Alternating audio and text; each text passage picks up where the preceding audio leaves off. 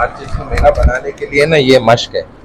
ये इस्लाम मेरा दीन है, तो दीनी अल इस्लाम दीनी, इस्लाम मेरा दीन है। इस्लाम दीन, अल इस्लाम दीन। पेन दे दे, कलम है। हाँ ये कलम भी देना, मैं चेक कर लेता हूँ। बिस्मिल्लाहिर्रहमानिर्रहीम। सही है, सही। उसका अगर उर्दू तर्जुमा भी करते तो और अच्छा हो जाएगा। अगर आगे कर लेना इसी वाले का भी, जैसे ये भी करा है ना आपने, ये उसकी आँख है। अच्छा, जो यानी कि उन्होंने तो सिर्फ सादा दिए है ना, लेकिन आप ज्यादा भी कर सकते हैं। कम करने में मसला होता है, ज्यादा में तो खैर होती है। ज्यादा को तो हम कम कर सकते हैं, कम को ज्यादा करना मुश्किल होता है। एक बार जब खतना हो जाए तो फिर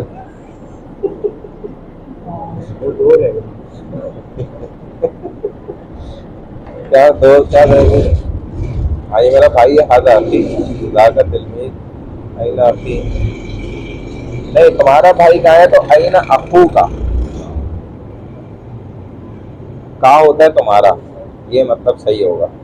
उसका कमरा कहाँ है, तुम्हारा स्कूल कहाँ है, तुम्हारा तो का, यानी कि हु की जगह का। तुम्हारा सेकंड फॉर्म है ना तुम। तुम्हारे उस्ताद कौन है, उस्ताद हु का है। बस ये का वाली आपने थोड़ा गलती है। उनका घर कहाँ है, तो आईना भाई तो हु।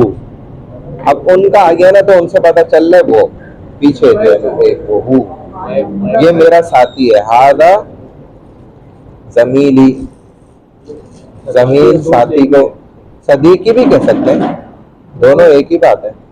मेरा दोस्त है मेरा, हाँ दोनों एक ही बात है। ये उसकी किताब है, आधा किताबु हु ना, तो ये पता चल रहा है कि कोई मुजक्कर की किताब कह रहा है ना। अगर मोन्नस है तो हाँ सही है, लेकिन यहाँ ये पता चल रहा है कि मोन्नस है, मुजक्कर है, मुझे जो समझ आ रहा है।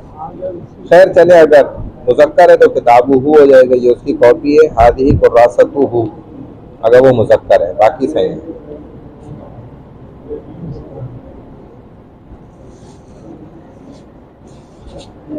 ठीक है,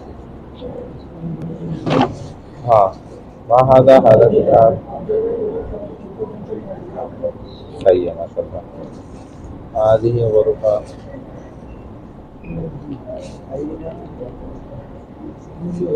वो मोटर है।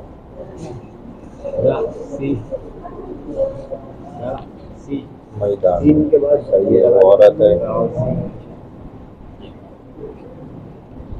मेरा ये मेरा सर है। ठीक हो गया। हाजी वज ही, ये मेरा चेहरा है। क्या तुम मुस्लिम हो, हलन का मुस्लिम। ठीक है, मुजक्कर से मुअन्नस। बतनुन पेट, बतनुन पेट। हादी आइनुहु, ये उसकी आँख है। हादी ही सही है।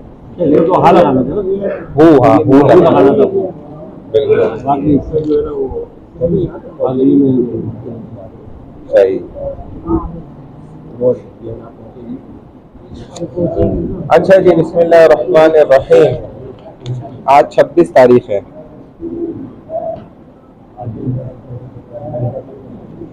मुयुद्दीन, अच्छा खुर्शीद भाई, अशरफ अली, अनवर हुसैन अंसारी।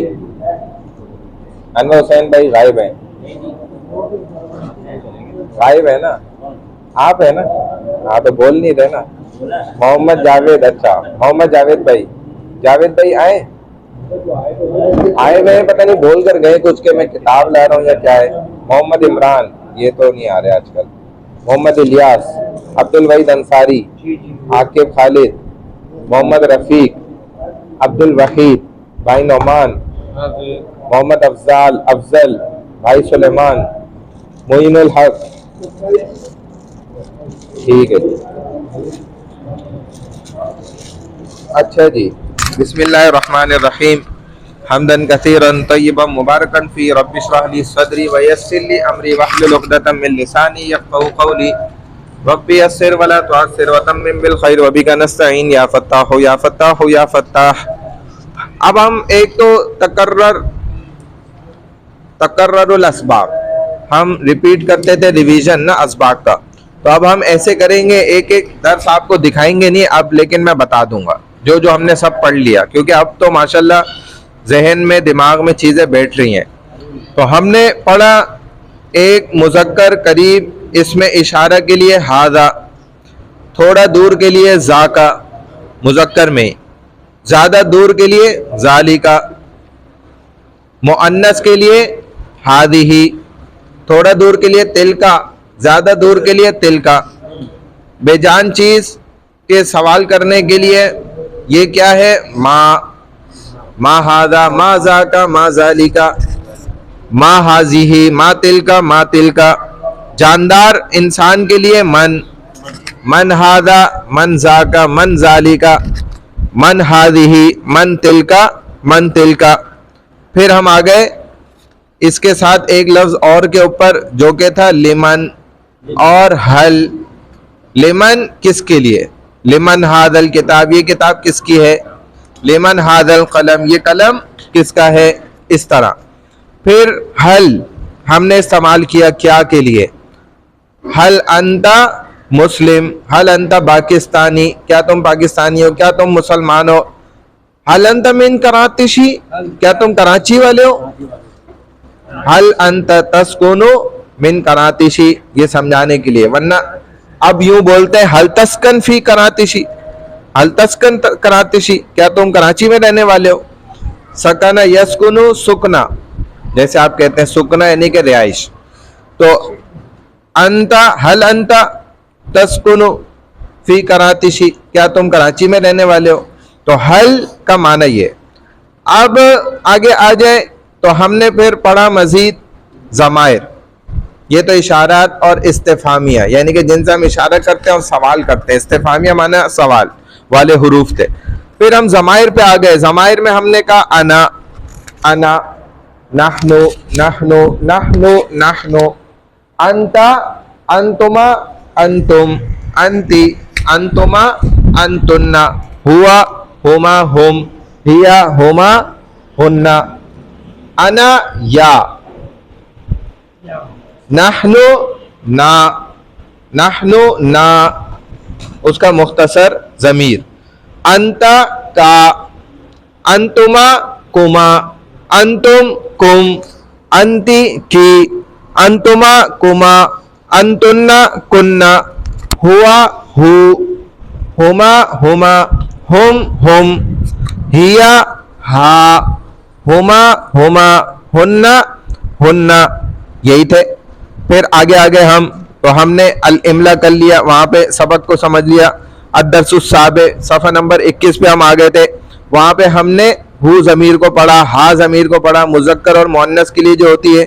लिमन का लफ्ज़ भी हमने अल्हम्दुलिल्लाह पढ़ लिया। फिर हम आगे मजीद, तो हमने तमरीन, ठीक है, बेवरक़तिल इशरूना इसनैन इशरून, 22वां सफ़ा, ये तमरीन हमने मश्क मुकम्मल कर ली कल। इसमें हमारे पास बहुत सारे चीज़ें आ गई। मैंने आपको बताई दो चीज़ें मुअन्नस की निशानी के लिए। किसी भी लफ्ज़ को अरबी में मुअन्नस समझने के लिए एक उस लफ्ज़ के आखिर में गोलता होगी, और दूसरा जिस्म के जितने भी आज़ा हैं वो जो दो या दो से ज़्यादा हैं वो भी मुअन्नस होते हैं। कल हमने ये भी मश्क कर ली, इसकी भी प्रैक्टिस हो गई, तमरीन हो गई। और इंसानों में आपको खुद पता है मुज़क्कर कौन होता है और मुअन्नस कौन होता है, ये तीसरी निशानी है। तो आप जानते हैं कि अखुन भाई है और उख्तुन बहन है। तो जब आपको उख्तुन पता ही है तो अब आपको ना गोलता ढूंढने की ज़रूरत है, ना ये देखने की ज़रूरत है कि जिस्म का कोई उज़ है, बल्कि आपको पता है भाई उख्तुन बहन होती ही मुअन्नस है, तो आपको खुद पता है। अबुन वालिद, उम्मुन वालदा होती ही मुअन्नस है। इसी तरह अम्मुन चच्चा, अम्मतुन चच्ची होती मुअन्नस है। तो इस तरीके से फिर आप तीसरी निशानी समझ सकते हैं कि जितने भी इंसान में खुद मुअन्नस होते हैं उसका जो नाम है तो हमें उससे खुद समझ आ जाएगा कि वो खुद ही मुअन्नस होते हैं। अब रकमुल वरका सलासा इशरून 23वां सफ़ा, सफ़ा नंबर 23, पेज नंबर 23, अद्दर्सुस्सामिन 8वां सबक है, अद्दर्सुस्सामिन 8वां सबक, चैप्टर नंबर 8, अल मुकालमा गुफ्तगू, आपस में इंट्रोडक्शन जो होता है, आपस में जो हम इंट्रोडक्शन करते हैं या एक दूसरे से तारुफ करते हैं, सलाम दुआ होती है, मिलते जुलते हैं, मुकालमा, ठीक है ना। लकीतो फुलानन बिफुलानिन, कोई अगर किसी से भी मिलता है, लकिया यलकियो मुलाकात करना, मिलना, लकिया फुलानुन बिफुलानिन, कोई भी अगर किसी दूसरे से मिलता है, फला फला के साथ मुलाकात करता है, तो माबैना हुम अल मुकालमा, फ इनकाना लकिया फुलानिन बिफुलानिन माबैनहुम मुकालमा, जब भी कोई किसी से मुलाकात करेगा, मिलेगा, तो उनके दरमियान में क्या होगी? बातचीत होगी, गुफ्तगू होगी। तो अब यहां पर उस्ताज लकिया बित तिलमीद, अब वो मिल रहे, शागिर्द से बात कर रहे हैं, उनके साथ जो बातचीत हो रही है, तो अल उस्ताद यकूलु कहते हैं, या वलद ए लड़के, या तिलमीद ए शागिर्द, या मतलब इसमें इशारा, ए या माना ए हाजिर, ठीक है ना, ये लड़के हैं। हाँ, फहुवा हाजिरुन, या माना फहुवा हाजिर, जो आपके सामने मौजूद है। या वलद ए लड़के, नाम या सैयदी, जी हाँ, ए मेरे मोहतरम उस्ताज, या मेरे सरदार, सैयद सरदार के माने में भी है, और जब या लग गई तो मेरे, या सैयदी, तो ये इकराम और एजाज और अच्छे अल्फाजों के लिए इस्तेमाल होता है कि या सैयदी, ए मेरे, हाँ, मोहतरम उस्ताद साहब, जी मेरे सरदार साहब। मसमू का, तो आपने पढ़ा माँ इसमू का, और मिला दे तो मसमुक, तुम्हारा नाम क्या है, ठीक है। तो अब जब जवाब दे रहे हैं तो इसमें खालिद, मेरा नाम खालिद है। अब ये हम जब पूरा कर लेंगे ना अभी, तो फिर आपस में दो दो साथी करें भी, आपस में एक उस्ताद बने, एक तालिब इल्म बने, वो यही मुकालमा करे आपस में, और कोशिश करे कोई नए अल्फाज भी ना, नए अल्फाज भी खुर्शीद भाई सामने आए, कोशिश करें। कैफ़ हालुक, आपका क्या हाल है। तय्यब, बहुत उम्दा, तय्यब माना बहुत ही उम्दा, बेहतरीन, जबरदस्त जिसको कहते हैं। अल्हम्दुलिल्लाह, और अल्लाह का बड़ा शुक्र है, अल्लाह की बड़ी तारीफ है। मर रब्बुका, आपका रब कौन है। रब्बी अल्लाह, तो कब्र के सवाल भी याद हो जाएंगे। रब्बी अल्लाह, अल्लाह मेरा रब है। मर रसूलु का, रसूली मोहम्मदुन सल्लल्लाहु अलैहि वसल्लम, आपके रसूल कौन है। तो देखे तुम्हारे आपके के लिए का इस्तेमाल हो रहा है। मन कौन है, रसूल इंसान है, तो मन रसूलु का, आपके रसूल कौन है। रसूली मोहम्मदुन सल्लल्लाहु अलैहि वसल्लम, मेरे रसूल मोहम्मद सल्लल्लाहु अलैहि वसल्लम है। मा दीनु का, आपका दीन क्या है। दीनी अल इस्लाम, दीनी मेरा दीन, अल इस्लाम इस्लाम है। अल इस्लाम दीनी भी कह सकते हैं, उलट भी कह सकते हैं, अल इस्लाम दीनी। माँ किताबों का, किताबी अल कुरानुल करीम, तुम्हारी किताब क्या है। मेरी किताब कुरान करीम है। माँ क़िबलतु का, आपका क़िबला क्या है। क़िबलती अल काबा, अल काबा तो क़िबलती, ये भी कह सकते हैं, यानी कि दोनों तरह से कहना आपके लिए सही हो जाएगा। क़िबलती अल काबा। मस्मु दौलतिक, आपके मुल्क का नाम क्या है। दौला कहा जाता है कंट्री को, यानी कि हम जिसको अंग्रेजी में कंट्री कह रहे होते हैं, यानी कि आपके मुल्क का, हाँ कंट्री, आपके मुल्क का नाम क्या है। तो हम कहते हैं दौलती पाकिस्तान, और इस्मु दौलती, यानी कि मेरे मुल्क का नाम जो है वो क्या है, पाकिस्तान है, मेरे मुल्क का नाम। अब नाम के अंदर जो है ना ये वाली चीज शामिल हो जाएगी कि नाम आप खुसूसियत के साथ बता रहे हैं। अच्छा जी आगे चले। हाँ या बिन, अब ये आ गए मोन्नस के ऊपर लेकर कि ए लड़की, नाम या सैयदत, या उसको मोन्नस बनाते जाएंगे। जी मेरी सरदानी साहिबा, जी मेरी उस्तानी साहिबा, मसमू की, तुम्हारा नाम क्या है? इस्मी फातिमा, मेरा नाम फातिमा है। कई फहालू की, तुम्हारी हाल कैसा है, तुम्हारी हालत कैसी है, क्या हाल चाल है, जैसे यूं कहते हैं। तो तय्यबा वल्हम्दुलिल्लाह, फिर यूं कहा जाएगा कि अल्लाह का बड़ा शुक्र है, अल्हम्दुलिल्लाह, अल्लाह की तारीफ है, बेहतरीन हूं। मर रब्बू की, तो देखें की इस्तेमाल हो रहा है। अंती उसका मुख्तसर ज़मीर की। अल्लाहु रब्बी, अल्लाह मेरा रब है। मन नबीयू की, तुम्हारे नबी कौन है? मोहम्मद सल्लल्लाहु अलैहि वसल्लम नबी, मेरे नबी मोहम्मद सल्लल्लाहु अलैहि वसल्लम है। माँ किताबू की, अल कुरानु किताबी। माँ क़िबलतु की, अल काबतु क़िबलती। माँ बलदू की, तुम्हारा शहर कौन सा है? दौला, हाँ दौला माना मुल्क और बलद माना शहर। ला उक़सिमु बिहादल बलद, कसम है इस शहर की। ला उक़सिमु बिहादल बलद, ठीक है ना, ये कुरान में भी है, सूरह बलद है, तो शहर पर ही है। मुल्तानु बलदी, अल करातिशियु बलदी, मेरा शहर मुल्तान है। ये उसने जवाब दिया। अब देखें यहां से हम मशक करते हैं, खुर्शीद भाई से शुरू करते हैं। अब ये अरबी में तर्जुमा करना है। तर्जिम बिल अरबिया, तर्जिम यानी कि तर्जुमा करो बिल अरबिया, अरबी में। सफा नंबर यही रहेगा, अगला सफा है ना 24। अरबा इशरून, हाँ रकमुल वरका अरबा इशरून।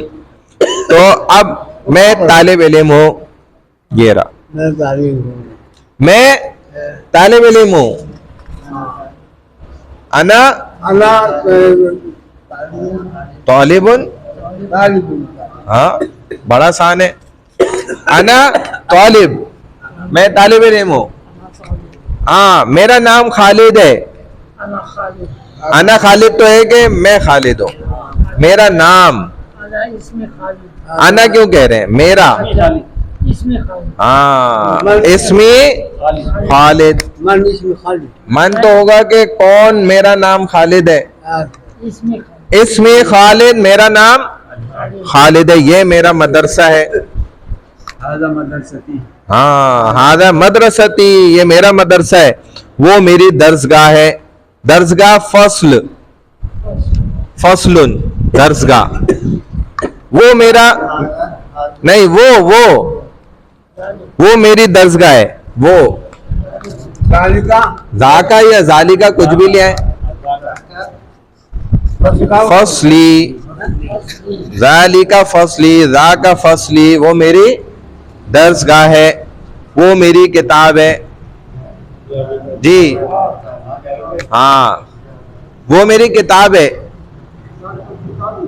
जालिका किताबी, जालिका वो किताब है, भी मेरी,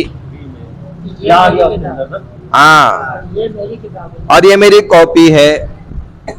कॉपी कुर्रासा, कुर्रासतुन मोन्नस है, ये मेरी कॉपी है।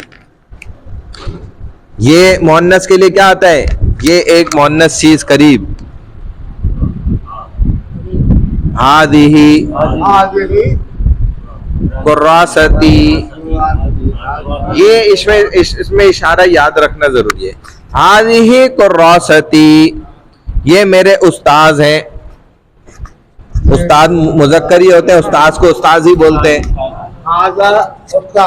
उस्तादी, आधा उस्ताजी, आधा उस्ताजी, ये मेरे उस्ताद हैं। और वो हादा हादा उस्तादी, ये मेरे उस्ताद हैं। हादा ये मेरे उस्ताद है ना। और वो मेरा दोस्त है। दोस्त सदीकुन जमीलुन, वो मेरा दोस्त है। बोले सदीकुन तो होगा कि वो दोस्त है। मेरा के लिए क्या होगा?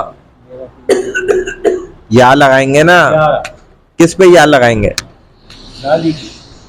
जिसको मेरा बनाना है। किसको बनाना है? मेरा दोस्त को मेरा बनाना है ना, तो सदीकुन पे या लगाएंगे ना। हाँ, ज़ालिका सदीकी, जिसको आपने अपना बनाना है उस पे या लगाएं बस। जिस चीज को भी अपना बना रहे हैं। हाँ, समझ गए ना? ये है उसका तरीका। ज़ालिका सदीकी, वो मेरा दोस्त है। ये मदरसे का मुंशी है। मुंशी माना कातिब, ये मदरसे का मुंशी है। अब ये सही वाली चीज इन पर आई है जो अलग है बिल्कुल। हालांकि है आसान, लेकिन पहली दफा में थोड़ा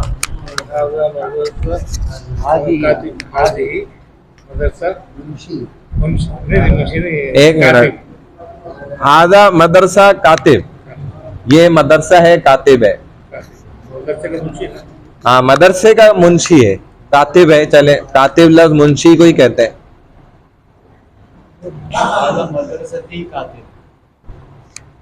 ये जो बताएगा उसको कोई नाम देते हैं। ये मदरसे का मुंशी है।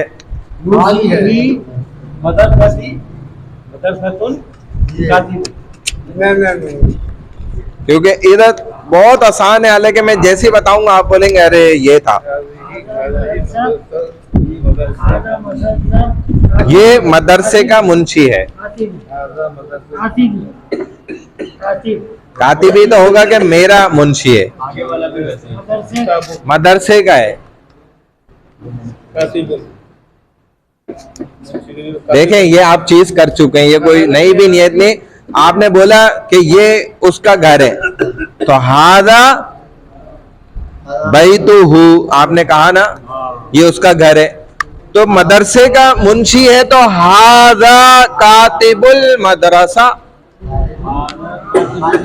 आधा कातिब, ये मुंशी है, मदरसा मदरसे का, कातिबुल मदरसा। कातिब को मदरसे से जोड़ देंगे, बस इतना सा काम है।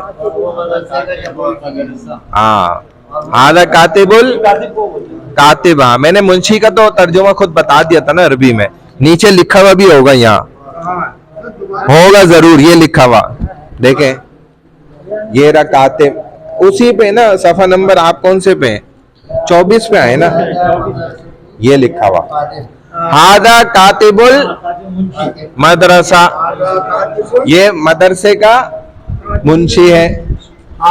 कातिबुल मदरसा,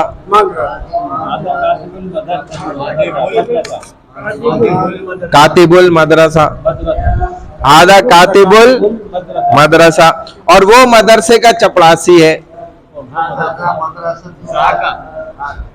जाका सही है, जाका खादिमुल मदरसा, वज़ाका खादिमुल मदरसा। और कह रहे हैं ना, तो और के लिए अरबी में इस्तेमाल होता है वाव। वज़ाका, और वो खादिमुल मदरसा, मदरसे का खादिम है, वो मस्जिद के इमाम है। तो ज़ालिका इमामुल मस्जिद, ज़ाका या ज़ालिका अगर थोड़ा दूर है, ज़ाका ज्यादा दूर है तो ज़ालिका। और आप उसके लिए बाज़ दफा हुआ भी इस्तेमाल कर सकते हैं, क्योंकि वो हुआ भी कहता है जमीर के लिए कि हुआ इमामुल मस्जिद, वो मस्जिद के इमाम है। ये भी कहा जा सकता है। अगर वो नहीं खड़े हुए सामने तो आप क्या करेंगे? तो ज़ाका ज़ालिका थोड़ी बोलेंगे, फिर आप कहेंगे हुआ इमामुल मस्जिद, हुआ तिलमीजुल मदरसा, वो मदरसे के शागिर्द हैं। ठीक है, तो यानी कि का की के लिए जो है ना अरबी में उस चीज को डायरेक्ट बराह रास्त आप उस चीज के साथ जोड़ दें जिसको आपने जोड़ना है। ठीक है, वो उसके वालिद हैं, तो हुआ वालिदुहु, उसके तो हु। अगर लड़के के बोलेंगे तो हुआ वालिदुल वलद, क्योंकि उस लड़के के आप कह रहे हैं। हाँ, खालिद के वालिद है, हुआ वालिदुल खालिद, वो लड़की का वालिद। वो हुआ वालिदुल खालिद, हुआ अबुल खालिद, वो वालिद है खालिद के। तो इस तरह अरबी में जोड़ा जाता है। अब आगे ये भी आप लोगों ने करना है। चले जी खुर्शीद भाई आ जाए मैदान में, मैदान में आ जाए। अब ये उर्दू तर्जिम बिल उर्दिया, तर्जुमा करें उर्दू में। उर्दू को हम अरबी में कहते हैं उर्दिया। हाँ, तर्जुमा करें बिल उर्दिया, उर्दू में। अब तर्जुमा करना है, करें भाई शुरू। या फातिमा, या फातिमा, क्या तर्जुमा होगा? ए फातिमा, ऐना ज़मीलतुक, तुम्हारा दोस्त कौन है? तुम्हारा दोस्त नहीं, साथी, तुम्हारी दोस्त कौन है? तुम्हारी, हाँ तुम्हारी यानी कि तुम्हारी लड़की सहेली, तुम्हारी सहेली कौन है? हल हादा वालिदुक, हल माना क्या? हादा ये वालिदुक, तुम्हारे, क्या ये तुम्हारे वालिद है? हाल आगे चलें आप। हल जा का अखूक, हाँ। हल हादी साअतुक, तुम्हारी घड़ी है। हाँ। लिमन तिलक दर्राजा, जी लिमन किसका? तिल का माना वो, दर्राजा क्लास, या फिर यहां पे आपको मिलेगा भी, पीछे गुजरा भी है, ठीक है ना? क्या वो तुम्हारी क्लास है? समझ गए? दरवाजा वाले गिलास। हाँ। चले जी। लिमन हादल कलम, ये कलम किसका है? तुम्हारा तो इसमें नहीं आएगा ना, क्योंकि का या की नहीं इस्तेमाल हो रहा। हाँ। लिमन किसका है? हादल कलम, ये कलम। लेमन जो है वो तुम्हारे लिए इस्तेमाल होता है। नहीं, लिमन किसका? लिमन सवाल ये है, यानी किसका है? किसका, किसकी, दोनों के लिए। हाँ, किसका किसके लिए? अल कलम तो वो जुड़कर मिल रहा है ना हादल के साथ। कई फहालुक, जी मोइन भाई, मुबीन भाई, आपका क्या हाल है? अना बिखैर, मैं खैरियत से हूं अल्हम्दुलिल्लाह, अल्लाह की बड़ी तारीफ है। कैफा वालिदुक, तुम्हारे वाले का क्या हाल है? हाँ तुम्हारे वालिद कैसे हैं? हाँ, कैफा माना कैसे? हाँ, ठीक है। वालिदी बिखैर, हाँ, मेरे वालिद खैरियत के साथ है अल्हम्दुलिल्लाह, अल्लाह की बड़ी तारीफ है। कैफा हा अखूक, तुम्हारे भाई का क्या हाल है? हाँ तुम्हारे भाई कैसे है? वो मरीज हुआ मरीज, वो मरीज है, वो बीमार है। कैफा हालुक, तुम्हारा क्या हाल है? तुम्हारा क्या है? इसी तरह हम अल्फाज इस्तेमाल करने के लिए पूछते हैं कैफा अंता, तुम कैसे हो? या कैफा अंती, तुम लड़की कैसी हो? कैफल हाल, तुम्हारे क्या हालात हैं? और कैफल अहवाल, सब इर्द गिर्द क्या अहवाल है, क्या हालात चल रहे हैं। जैसे आप पूछते हैं यार क्या हालात हैं बाहर, तो कैफल अहवाल, कैफल अहवाल बिखारिज, यार बाहर कैसे हालात हैं? कैफल अहवाल बिखारिज, बिखारिज, खारिज यानी कि एग्जिट जो बाहर है आपके मस्जिद से, बाहर के क्या हालात हैं यार सुनाओ, ठीक है ना? तो ये यूं कहा जाएगा। और जवाब में ये अल्फाज इस्तेमाल होते हैं, अना बिखैर, मैं खैरियत के साथ हूँ, वल्हम्दुलिल्लाह, और अल्लाह की बड़ी तारीफ है। या फिर सिर्फ तय्यब, बेहतरीन हूँ, उम्दा हूँ, या सिर्फ अल्हम्दुलिल्लाह, अल्लाह का बड़ा करम है, अल्लाह का बड़ा एहसान है, अल्हम्दुलिल्लाह सब ठीक ठाक है, खैरियत से। तो ये तकरीबन हो गया। ये वाली मश्क आप घरों से करके लाएं, हाँ, ताकि अरबी बेहतर हो। ताबानुन थका हुआ,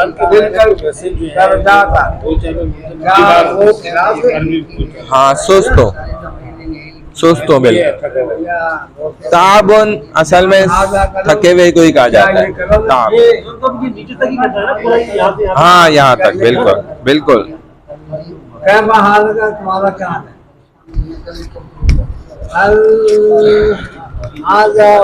तुम्हारा वालिद का क्या हाल है? अब ये मुकालमा आप लोग करना चाहते हैं आपस में तो कर लें। अभी मश्क मुकालमा जो है ना, ये आप लोग मश्क कर लें, साथ दो दो साथी कर लें। आप दोनों ऐसे खुद करेंगे अपनी मर्जी से। हाँ मतलब अपनी मर्जी से आप कर लें, अगर अभी करना है अभी कर लें। अच्छा कल से इंशाल्लाह परसों अगले नेक्स्ट वीक में अबे यार अभी कर लो यार, हर जाएंगे चीज आपको आपको लगा। included मिलेगा। अच्छा चले ठीक हो गया, सही है। इसी वजह से वो ध्यान में क्या है? हाँ मेहनत के ऊपर है बिल्कुल। चले फिर इधर तजवीद पे आ जाए भाई। हमारा इस किताब में तो सफ़ा नंबर 13 है, जिनके पास यही वाली किताब है ना, इसमें तो सफ़ा नंबर 13 है। जिनके पास वो दूसरी वाली किताब है उसमें पीछे किसी सफ़े पर है, 7वें या 8वें सफ़े पे होगा। कल मैंने निकाल के दिया था ना। हाँ आप लोग के पास देख लें, ये तस्वीर कहाँ बनी हुई है, वहीं पर आगे देखें दाढ़ों के नाम है। आपके उसमें सफ़ा नंबर 6 या 7 था, सफ़ा नंबर 7 है ना, ये रहा। ठीक है, तो अभी हम यहाँ से शुरू कर रहे हैं। हाफा क्या है? ये हाफा यहाँ से, हाँ हाँ हमारे इसमें 13 ही है, यहाँ से शुरू हो रहा है ये जो है, ठीक है ना। हाफा से शुरू कर रहे हैं हम यहाँ से। अब ये सवाल था सफ़ा नंबर 13 हमारे पास, हाफा क्या चीज होती है? जबान का वो दाएं बाएं अंदरूनी किनारा जो गालों में छुपा होता है, ये वाला जो ये जबान है ना, तो ये वाली जो चौड़ाई है ना अतराफ की, इसको हाफा छुपा होता है और दाढ़ों से लगता है।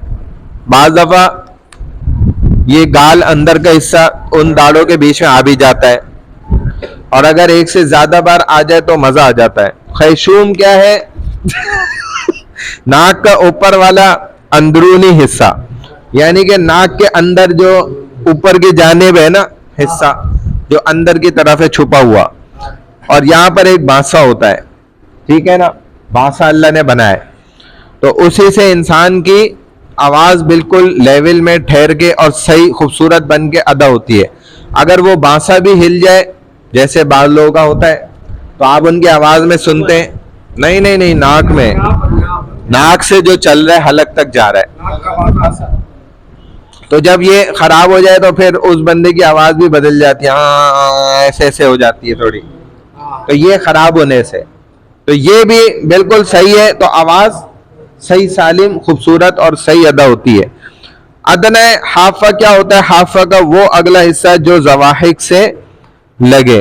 जवाहिक हमने आपको बताए थे, जो बहुत ज्यादा जोर से हंसने पे दाढ़ें जाहिर हो जाती हैं, वो उधर से जो हिस्सा जुड़ता है ना, वो हाफा कहलाता है, हाफा लिसान। यानी कि उसमें भी देखें हिस्से हैं, जैसे ये जबान है तो ये चौड़ाई का हिस्सा यहाँ से शुरू हो रहा है, यहाँ जैसे ये चौड़ाई का हिस्सा यहाँ से यहाँ, तो इसमें एक ये हिस्सा है, एक दरमियान वाला है, एक आखिर वाला है। तो इसी तरह जो आखिर की तरफ है ना हिस्सा, जो दाढ़ों से हंसने वाली उनसे टकरार है, वो वाला हिस्सा। तरफ लिसान, हाफा के सिवा जबान के सामने वाला वो गोल किनारा जो 12 दांतों के साथ जुड़ता है, लगता है। यानी कि क्या मतलब हुआ इस बात का कि जबान के सामने वाला वो गोल किनारा जो ये है ना जबान, तो ये जो गोल किनारा है, ये जो जबान यहाँ से घूमी हुई है आगे से, तो ये जगह जो है ना ये हाफा है और लिसान का किनारा है, ठीक है ना, जबान का ये किनारे वाली जगह है, और ये पीछे वाली जड़ है, ठीक है ना, वो जड़ वाला हिस्सा है। अच्छा ये हिस्सा में 12 दांत से मिल रहा है। हाँ इधर के जो आपके ये 12 है ना ऊपर नीचे मिला के टोटल, उनके साथ ये जुड़, हाँ जुड़ता है उनके साथ, और इधर ही लेटता है इनके पहलू में ही। जब ऐसे ही आप नॉर्मल जबान छोड़ दें तो वो यहीं पर ही जबान लेटी हुई होती है, इसी के पीछे ही, यानी कि इनके ये उसका पर्दा है, सही है ना। तो अल्लाह ताला ने इस तरह इंसान की जबान को रोकने के लिए बहुत सारे आड़े लगाई हैं। सबसे ज्यादा आड़ इंसान के जिस्म में रोकने के लिए अल्लाह ने जबान को दी है, कि जबान सबसे खतरनाक चीज है। इतनी आड़ अल्लाह ने और किसी इंसान के उसको नहीं दी है जितना इस जबान को रोकने के लिए दी है। एक तो पहले सबसे देखा जाए खुद जबान को दिया है कि भाई इसको दबा के रखो, इसीलिए नक्शबंदिया सिलसिले के अंदर हमारे यहाँ भी इसको दबाना सिखाया जाता है कि इसको आप दबा के कैसे रखेंगे, और हमारे शेख यही तालीम देते हैं हमेशा। हर दफा जब उनकी मजलिस में जाओ तो वो यही तालीम देते हैं आखिर में जिक्र कराने से पहले, कि अब इस जबान को आप ऊपर तालू से चिपका दो यूं करके, ठीक है, और कहते हैं दोनों होठों को जोड़ लो, बंद कर लो, इसको भी अंदर दबा दिया, जबान को, होठों को भी दबा दिया, तो खुद ब खुद दांत भी एक दूसरे से जुड़ जाएंगे। और फिर कहते हैं कि अब बिल्कुल सुकून से बैठ के और दिल में ख्याल करो कि अल्लाह ताला रसूलुल्लाह सल्लल्लाहु अलैहि वसल्लम के दिल पर अपनी रहमतें, बरकतें और तजल्लियात उतार रहे हैं हुजूर सल्लल्लाहु अलैहि वसल्लम के दिल पर, और आपके दिल से होते हुए फिर सहाबा के दिलों से होते हुए वो पूरी जो चेन चलती हुई आ रही है, तो हमारे शेख के दिल से होते हुए फिर मेरे दिल में वो तजल्लियात, वो उसके असरात और बरक़ात और रहमतें उतर के आ रही हैं। और फिर मेरा दिल कह रहा है अल्लाह। तो ये 3 दफा हजरत थोड़ा जोर से बोलते हैं, अल्लाह अल्लाह, फिर दबा के अंदर शुरू कर देते हैं यही जिक्र। तो ऐसे हजरत हर दफा तरबियत करते हैं और सिखाते हैं कि ऐसे जिक्र करना। और जब बंदा ऐसे जिक्र करना शुरू कर देता है ना जिस दिन से, तो बस अगर तसलसल के साथ पाबंदी से ये जिक्र खुद भी एक इंसान करता रहे लफ्ज़ अल्लाह का, तो बस उसके दिल के अंदर वाकई तजल्लियात उतरना शुरू हो जाती हैं और उसको असल इंसान नजर आना शुरू हो जाता है। फिर इसके बहुत से बेनिफिट्स होते हैं, फ़वाइद भी होते हैं और बहुत से साइड इफ़ेक्ट्स भी होते हैं। बहुत सी गलत चीज़ें भी सामने आती हैं, क्योंकि लोगों के एक वक्त आता है कि बुराइयां सामने दिखने लग जाती हैं इसको अपनी आंखों से। फिर ये गुनाहगार इंसान के साथ 1 मिनट बैठ भी नहीं पाएगा, उनके साथ सफ़र भी नहीं कर पाएगा, इसको उल्टी आने लग जाएगी। और ये कैफियत हम देख चुके हैं, गुजरे इससे। तो फिर इसके लिए, इस रास्ते के लिए शेख का होना बहुत ज़रूरी है। वो सबक सिखाता रहेगा, सबक पढ़ाता रहेगा। जैसे ये असबाक है, ऐसे ही उसकी भी तरबियत के दुरूस हैं, वो सबक पढ़ाते हैं पूरे। तो वो सिखाते हैं, बताते हैं, समझाते हैं कि अब आप पे ये हालत आ गई है, कोई बात नहीं, इन तमाम हालतों से हम भी गुजरे हुए, फिर हमने उन सब का, हमारे भी शयूख ने इलाज किया है। तो अब इस मसले का, इस बीमारी का इलाज ये है कि आपने अपने आप को बचाने के लिए, क्योंकि ये भी तकब्बुर आ जाता है ना, फिर जब आदमी का दिल पाक होने लगता है तो जो नापाक दिल वाले वो इसको खटकने लग जाते हैं। एक आदमी सादा से नमाज पढ़ने के लिए आता है तो उसको बेनमाजियों से उलझन होने लग जाती है। ये भाई मैं नमाज पढ़ने जाता हूँ, ये क्यों नहीं जाते नमाज पढ़ने? ये शैतान खुद डालता है दिल में। तो इमाम गजाली रहमतुल्लाह, उनके साहिबजादे साथ जा रहे थे तहज्जुद पढ़ लें, तो सोते लोगों को देख के बेटे ने कह दिया, ये देखें अब्बा, हम अल्लाह के खुश नसीब बंदे हैं कि अल्लाह ने हमें तहज्जुद के तौफीक दे दी और ये सो रहे। तो इमाम गजाली रहमतुल्लाह ने फरमाया कि काश तू भी सो रहा होता तो ज्यादा अच्छा था, क्योंकि ये जो तुमने सोची ना गलाजत, ये उससे ज्यादा खतरनाक है। तो ये इससे ज्यादा अच्छा है कि तुम ये इबादत नहीं करो, क्योंकि ये फिर जब इंसान नेकी में आगे बढ़ता है तो उसको कम नेकी वाले खुद ब खुद कम नजर आने लग जाते हैं। तो फिर इसकी ऐसी तरबियत होती है कि इतना बड़ा इंसान अल्लाह वाला भी बन जाता है, अल्लाह का दोस्त भी बन जाता है, लेकिन फिर भी वो इतना आजिज होता है, इतनी उसके अंदर आजिजी होती है कि वो अल्लाह के सामने ऐसे रो रहा होता है कि जैसे मैं बहुत बड़ा गुनाहगार शख्स हूँ, और गुनाहगारों को वो अपने से अफजल समझ रहा होता है। और यही बुजुर्गी की निशानी होती है कि यही अल्लाह का वाकई दोस्त है, कि जो अदना से अदना इंसान को भी अपने से अफजल और आला समझने लग जाए, यानी कि अपने आप को जाहिल समझने लगे और दूसरे को आलिम समझने लग जाए, तो ये आलिम है। और जो ये कहे कि मैं सब जानता हूँ और मैं बहुत बड़ा आलिम हूँ और मैं बहुत बड़ी चीज हूँ और तुम क्या चीज हो मेरे सामने तो ये वाकई में बहुत बड़ी चीज है फिर तो ये खतरनाक चीज है।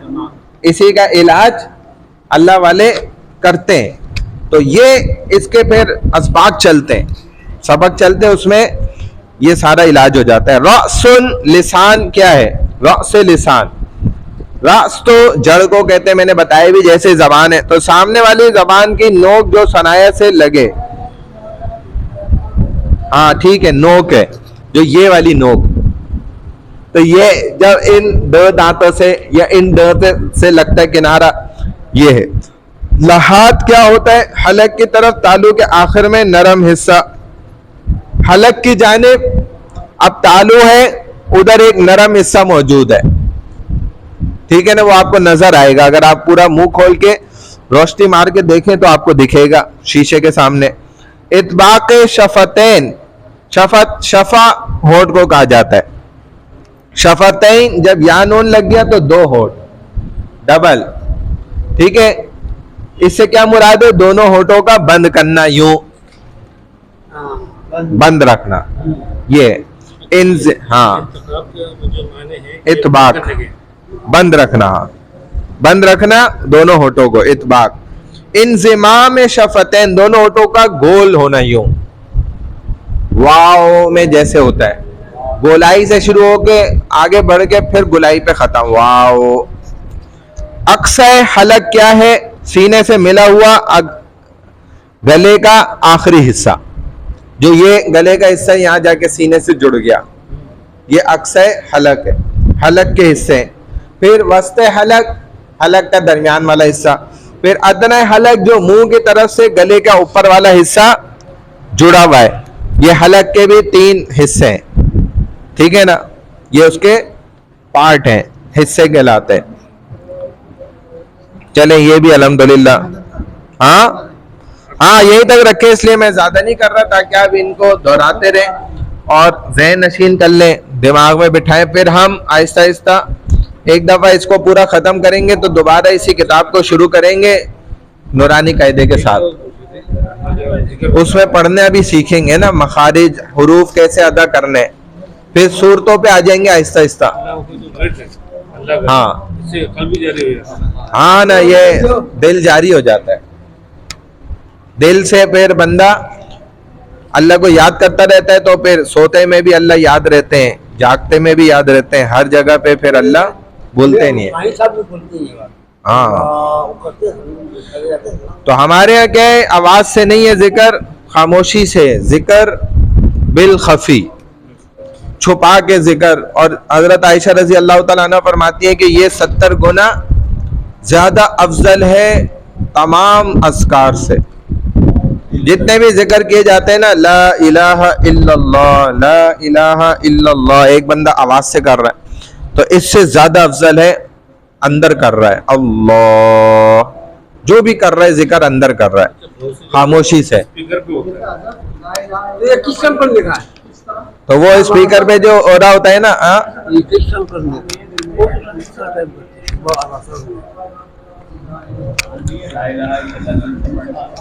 हाँ, दिल से जो पढ़ लेना तो ये ज्यादा बेहतर और अफजल है। कम से कम 100 दफा पढ़े रोजाना, 100 दफा से शुरू करे, जलाली है ना, 300 से ज्यादा से शुरू ना करे, 300 mg से ज्यादा भारी दवाई ना ले, 300, 313 की तादाद है। हाँ, किसी भी जिक्र की जो जमा की तादाद बताइए वो इतना ही है, इसलिए कहते हैं बस 300 से कम करे, 300 के अंदर रखे। फिर आहिस्ता आहिस्ता वक्त के साथ साथ वाकई कोई अल्लाह वाला है उससे आप बैठे हैं तो उससे अपने तरबियत करते रहे, जिक्र आगे बढ़ाते रहे, वो फिर चलता रहता आगे, ठीक है ना। हजारों लाखों की तादाद में चला जाता है फिर बंदा। हाँ, आप दाढ़ी के खिलाल का तरीका देखें, ये आपको बताना था, हल्की और घनी दाढ़ी का हुक्म ये चल रहा है। अगर दाढ़ी हल्की है, यानी कि हल्की का मतलब, अब जैसे एक साबित है, उनका एक आध बाल था, नबी अलैहिस्सलाम उनको देख के मुस्कुराते थे, तो वो समझे कि शायद नबी अलैहिस्सलाम को बुरा लगा, उन्होंने खींच के हटा दिया। तो जब आए तो फिर नबी अलैहिस्सलाम ने नजर नहीं डाली, तो वो बड़ा हैरान हो गए, ये क्या हो गया। तो नबी अलैहिस्सलाम से पूछा तो आपने फरमाया कि इस पर मैं देखता था फरिश्ते झूल रहे होते थे, कि उसमें से चेहरे की खाल नजर आती है, ये पता चलता है इससे कि दाढ़ी हल्की है, चेहरे की खाल साफ दिख रही है। तो खाल तक पानी पहुंचाना फर्ज है, जे नेज जो बाल चेहरे की हुदूद में है उनका धोना भी फर्ज होगा। ये दाढ़ी के खिलाल में भी शामिल है कि उसको इस कदर गीला कर ले कि पानी पहुंच जाए, हाथ फेर दे, उससे भी बाल गीले हो जाते हैं। लेकिन बाकायदा नलके के नीचे दाढ़ी करके और जो धो रहे होते हैं, हमारे एक बिनोरी टाउन में बड़े मुफ्ती साहब थे, वो अक्सर मना करते थे, कहते थे इससे बीमारी लगती है, ये नहीं करनी चाहिए हरकत। बस जो सुन्नत तरीका दिया वो करें। आप पानी ऐसे आराम से चेहरे पे फेरें, डालें, हाँ, और फिर जो है ना खिलाल करें। अगर दाढ़ी घनी है, उसमें चेहरे की खाल नजर नहीं आती हो, तो खाल तक पानी पहुंचाना फर्ज नहीं होगा, क्योंकि अब इसके बाल बहुत ज्यादा हैं और दाढ़ी हल्की नहीं है, तो अब अंदर तक पहुंचाना कोई फर्ज नहीं होगा, खाल तक। बस ऊपर ऊपर गीले हो गए बाल तो ये गोया फर्ज अदा हो जाएगा। सिर्फ उन बालों के जाहिर का धोना फर्ज है जो चेहरे की हुदूद में। दाढ़ी हल्की हो या घनी, दोनों सूरतों में दाढ़ी के जो बाल चेहरे की हुदूद से बाहर लटके हुए हो उनका धोना फर्ज नहीं होता। यानी कि इसका मतलब है जो बाल चेहरे की हुदूद हमारी देखें ये थोड़ी समेत, ठीक है ना, अब इसके बाद जो नीचे तक बाल चले गए तो उनका अगर वो गीले मकसद नहीं भी हुए ना, लटके हुए बाल, तो वो ऐसा नहीं है कि फर्ज अदा नहीं हुआ, उससे आप चेहरा धोना फर्ज है, दाढ़ी धोना पूरी फर्ज नहीं है, वो अलग चीज है।